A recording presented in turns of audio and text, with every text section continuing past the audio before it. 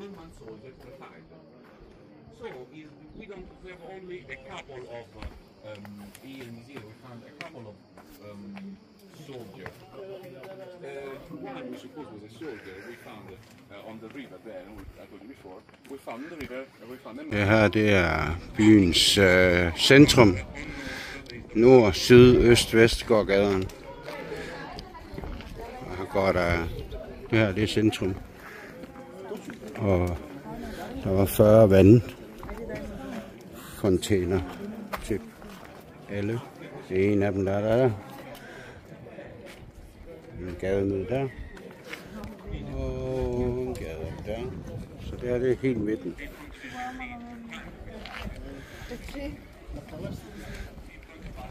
Det er imponerende.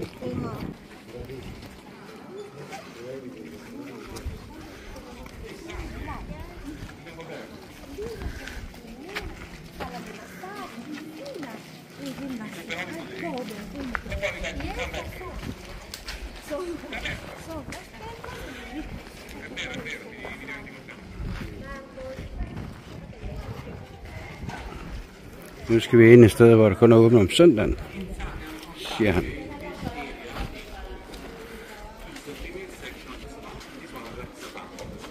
Det er byens spa.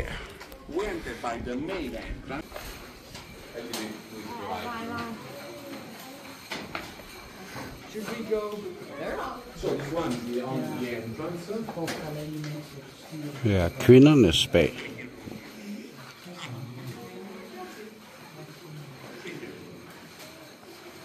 Omklædningsrum vi lige går igennem.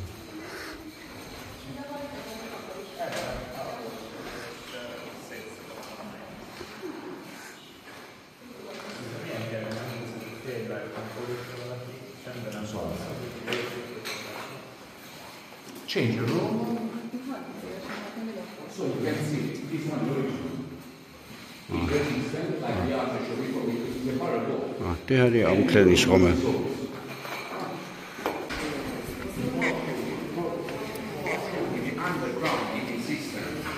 Saunaen, den her. W.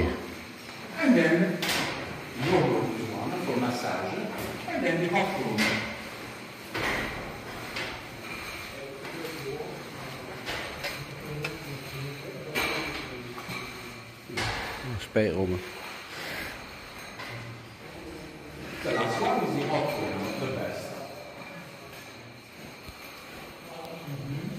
Nu er vi så kommet til mændenes spa.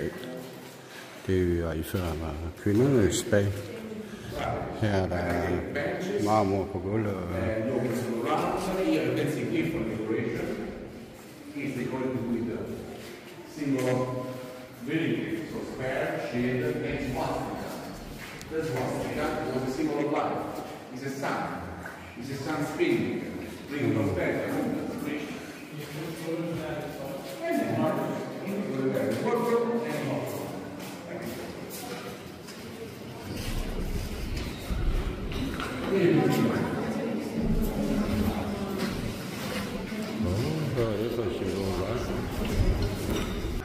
Ja, det er saunaen til mændene.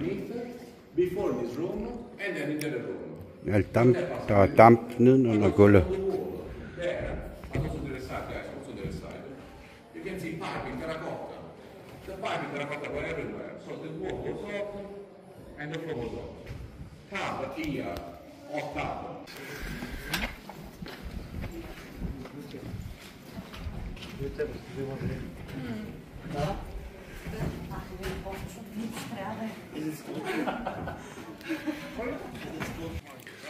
Det her det er så byens bordel.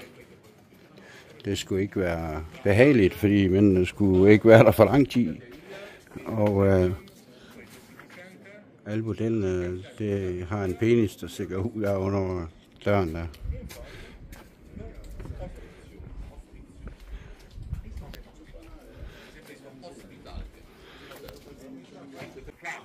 Det er så bageriet, der laver det hele med møllesten og ovnen over til venstre.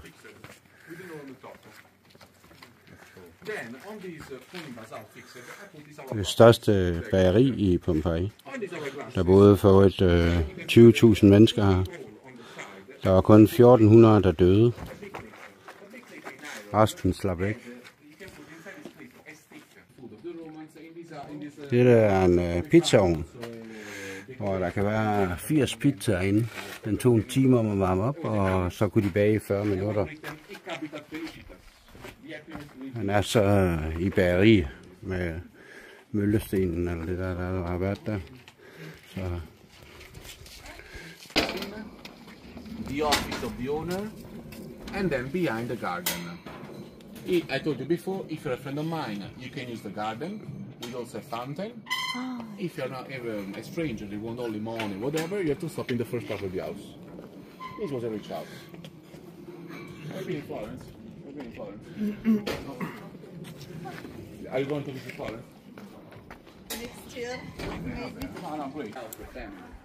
You enter inside, have a look in front of you, this one's the house. The house was open, you can look through the house, guys. You have to stop there until the room in front of you, that one is the office of the owner. On the right side, another house, that one is the same property. In that side, we have the part for the slaves. We have the kitchen, the bathroom, and also the slaves are there. Here, the roof was really tall, it was like 6 meters. On the other side, you can see some column. So it was suspended, there was a porch all around. All in the center, you collect rainwater here. And the water went underneath. All around here, bedrooms. These one are bedrooms. The bedrooms are here, of the owner, because in case of fire, you run away. You are close to the exit. You are close to the light. The windows are small, like this one, to prevent problem, like in a castle. And the bedroom called cubicula are small, because you don't have heating system. So if it's small, I put a fire pit inside, it's better, it's easier. And then the office of the owner. The office of the owner with a beautiful mosaic in marble. Expensive material, and also this effect of a 3D effect. The owner was there, enlightened by the garden. You enter my house, you want some favor, I'm like that for you. This is the effect. This is the biggest house in Pompeii, 3,000 square meters. This mosaic on the left is a replica.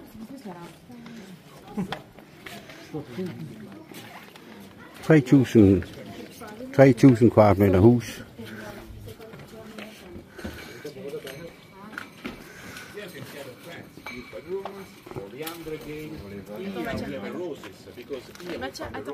The Romans use roses, violet, peonies. They also make perfume in Pompeii.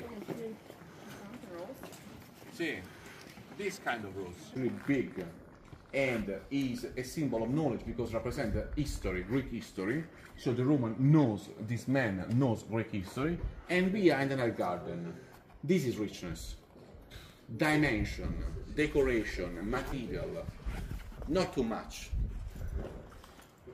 You don't have to show your...